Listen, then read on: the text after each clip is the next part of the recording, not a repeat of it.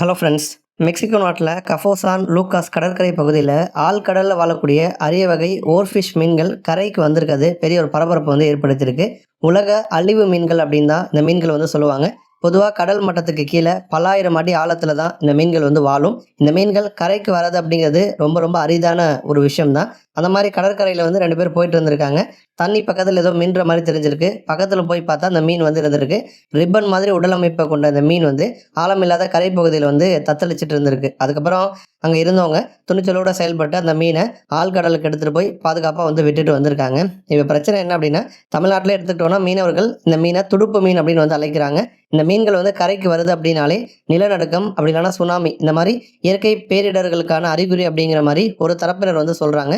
சுமார் 30 அடி நீளம் வரைக்கும் வளரக்கூடிய இந்த எலும்பு மீன்கள் தென்படுறது அப்படிங்கிறது ஒரு கெட்ட சகுனமாக உலகத்தில் பல பகுதிகளில் பார்க்கப்படுது.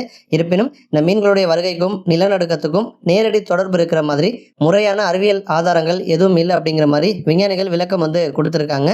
இன்னொரு புறம் ரொம்ப ஆபத்தாக இருக்கலாம் அப்படின்னு தெரிஞ்சுமே கூட அந்த ஒரு பயத்தையும் மீறி அரிய வகை கடல்வாழ் உயிரினத்தை காப்பாற்றுவதற்கு அங்கிருந்த பெண்கள் காட்டின அந்த ஒரு மனிதாபிமானம் அப்படிங்கிறது பலரும் வியந்து இவங்களை பாராட்டிட்டு இருக்காங்க. நன்றி.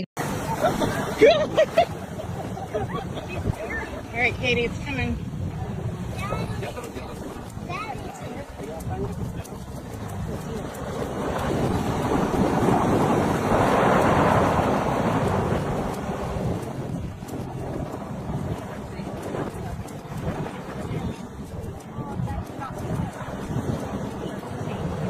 Yes, watching this girl. Hey, men. Yeah. Are any of y'all willing to help? Yeah. Y'all are awesome.